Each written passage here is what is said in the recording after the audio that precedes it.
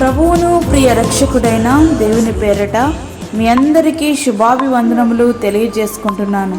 Jesus new creation ministries ద్వారా ఈ రీతిగా ప్రతిరోజు మీతో అనుదిన ఆహారమును పంచుకొనుటకు దేవుడిస్తున్నటువంటి కృపను బట్టి దేవునికి ఎనలేని కృతజ్ఞతలు. వాక్య ధ్యానంలోనికి మనం వెళ్దాము. యోబు గ్రంథము 1వ అధ్యాయము 8వ వచనం. యెహోవా, నీవు నా సేవకుడైన యోబు సంగతి ఆలోచించితివా? అతడు యథార్థవర్తనుడును న్యాయవంతుడై దేవుని యందు భయభక్తులు కలిగి చెడుతనమును విసర్జించినవాడు. భూమి మీద అతని వంటి వాడెవడునూ లేడు. దేవుడు సాతానుతో మాట్లాడుతున్న మాటలివి. ఒక వ్యక్తిని గురించి దేవుడే స్వయంగా ఇస్తున్నటువంటి సాక్ష్యం. ఇక్కడ మనం సందర్భం చూస్తుంటే సాతానుకు తెలియని యోబు గారిని దేవుడే పరిచయం చేస్తున్నట్లు అనిపిస్తుంది కదూ. కానీ అది వాస్తవము కాదు. యోబు గారి సంగతి మాత్రమే కాదు, ఆయనకు కలిగిన సమస్తమును గూర్చిన సంగతి సాతానుకు తెలుసు. అపవాది యోబు ఓరకయే దేవుని యందు భయభక్తులు గలవాడాయన, నీవు అతనికిని అతని ఇంటికిని అతని కలిగిన సమస్తమునకును చుట్టే కంచె వేసేదివి కదా. నీవు అతని చేతి పనిని దీవించుట చేత అతని ఆస్తి దేశంలో బహుగా విస్తరించి ఉన్నది. అయినను నీవు ఇప్పుడు నీ చేయి చాపి అతనికి కలిగిన సమస్తమును మొత్తిన ఎడల అతడు నీ ముఖము ఎదుటనే దూషించి నిన్ను విడిచిపోవును అని యెహోవాతో వాదిస్తున్నాడు. యోబు గ్రంథము 1వ అధ్యాయము 9 నుండి 11 వచనములు. దేవుడంటే భయభక్తులు కలిగి భూమి అంతటిపైన మంచివాడైన ఒక వ్యక్తి విషయంలో సాతాను యొక్క అభిప్రాయము ఇదే. దేవునిని ఆరాధించడము ద్వారా, దేవునిని సేవించడము ద్వారా తమకు దక్కే లాభము కోసమే మనుషులంతా దేవుణ్ణి ఆరాధిస్తారు అని అంటున్నాడు. మానవ జాతి అంతటిలోనూ దేవుడంటే యథార్థమైన ప్రేమ, భయభక్తులు ఉండటం అన్నది వట్టి మాట అంటున్నాడు సాతాను.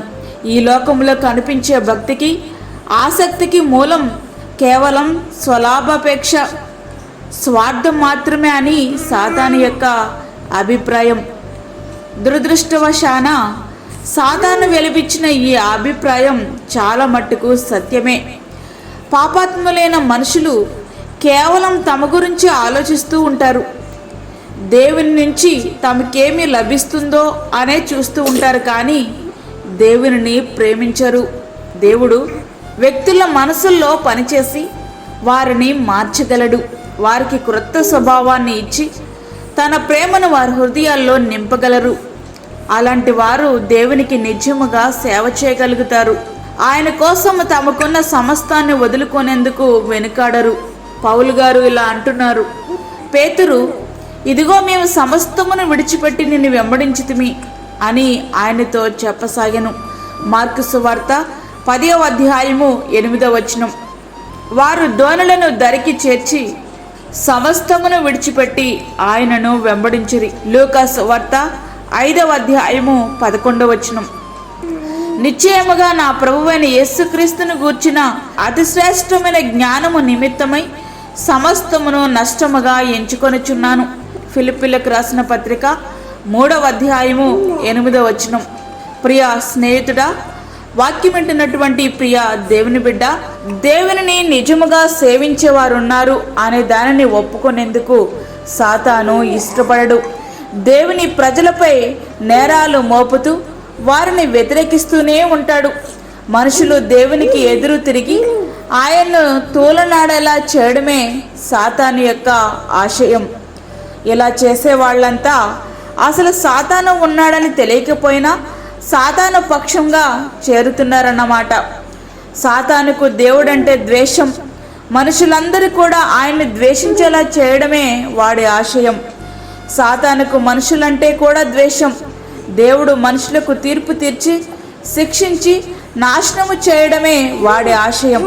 అట్లాంటప్పుడు యోబు గారు చేసే భక్తి నిజమైనదని, అతని పట్ల సాతాను కలిగి ఉన్న అభిప్రాయం తప్పు అనేది నిరూపితం కావాలంటే యోబు గారిని సాతానుకు అప్పగించాల్సిందే. ఈ పోరాటంలో దేవునికే మహిమ. ప్రియ స్నేహితుడా, వాక్యం అంటున్నటువంటి ప్రియ దేవుని బిడ్డ, మరి మన జీవితంలో దేవుడు ఇవ్వగలిగే సాక్ష్యం ఏమిటి? మన భక్తి స్వార్థపూరితమైనదా, యథార్థమైనదా? దేవుడు మనలను సాతాను చేతికి అప్పగిస్తే సాతానుకు ఎదురెళ్ళి నిలబడగలమా? మరి ఒక్కసారి మనల్ని మనం సరిచేసుకుందాం. సాతానికి దూరమై దేవునికి దగ్గరవుదాం. నిత్యమైన వాగ్దానాలు మనం స్వతంత్రించుకుందాం. అట్టి కృప ధన్యత ప్రభు మనకి అనుగ్రహించునుగాక. ఆమేన్. వాక్యమైన ప్రియ దేవుని బిడ్డలారా, ప్రార్థనలో ఏకీభవించండి. పరిశుద్ధమైన తండ్రి, ప్రేమగల యేసు ప్రభువా, శ్రేష్టమైన మరి ఒక దినము మా జీవితంలో అనుగ్రహించారు. వందనాలు. ఈ దినమంతటి కొరకు మీరు మమ్మల్ని సిద్ధపరచండి ప్రభువా. ప్రతి విధమైన శోధన, కీడు, ప్రమాదము, తెగుల నుండి మీరు మమ్మల్ని తప్పించండి. దిన అవసరతలు తీర్చండి. బలహీనులను, చంటి బిడ్డలను, వృద్ధులను జ్ఞాపకం చేసుకోనండి ప్రభువా. ప్రతి ఒక్కరికి నీ కాపుదల దయచేయండి. గర్భిణీ స్త్రీలను జ్ఞాపకం చేసుకోనండి. వారికి కావలసినటువంటి బహుమానమును వారికి దయచేయండి ప్రభువా. అప్పుల బాధలతో ఇబ్బంది పడుచున్న బిడ్డల యొక్క అవసరతలు మీరు తీర్చండి దేవా. వారి జీవితంలో గొప్ప మేలులు వారు పొందుకునేలాగానే సహాయం ఇచ్చేయండి. యోబు గారి వలె మీరు మమ్మల్ని పరీక్షిస్తున్నటువంటి సమయంలో యథార్థముగా నీ వైపు చూసే కృపను ప్రతి ఒక్క బిడ్డకు మీరు అనుగ్రహించండి. అదేవిధంగా దూరదేశంలో ఉండి యొక్క వాక్యమును విని ప్రార్థనలో ఏకీభవిస్తున్న ప్రతి ఒక్క బిడ్డను మీరు బలపరచండి. ప్రతి కష్టంలో, ప్రతి నష్టంలో నేను స్తుతిస్తూ నీ వైపు చూసే కృప వారికి దయచేయండి. బలహీనులను మీరు బలపరచండి ప్రభా. అనేక మంది హాస్పిటల్స్లో నాయన అనారోగ్యములతో బాధపడుతున్న నీ బిడ్డలను మీరు ముట్టండి, స్వస్థపరచండి. ప్రతి ఒక్కరికి నీ కృపను సమృద్ధిగా మీరు దయచేయండి. మాకు కాదు ప్రభా, మాకు కాదు, సమస్త మహిమ ప్రభావాలు మీకే ఆరోపించుకుంటూ యేసు పరిశుద్ధ నామమున అడిగి వేడుకుంటున్నాము తండ్రి. ఆమేన్. ఈ యొక్క వర్తమానములు ప్రతిదినము పంపించబడతా ఉన్నాయి. ఈ యొక్క వర్తమానములను మీ బంధువులకు, మీ స్నేహితులకు షేర్ చేయండి. దేవుని పనిలో మీరు కూడా పాలిభాగస్తులు కండి. అదేవిధంగా మీ ప్రార్థన అవసరతలు మాకు తెలియచేయండి. మా ఫోన్ నెంబర్ 9177377559. దేవుడు మిమ్మును మీ కుటుంబమును దీవించునుగాక. ఆమేన్. దేవుని సేవలో మీ సహోదరి అన్నామణి సాల్మన్. మా ఛానల్ని సబ్స్క్రైబ్ చేయండి, షేర్ చేయండి, లైక్ చేయండి. దేవుడు మిమ్మల్ని దీవించునుగాక. ఆమేన్.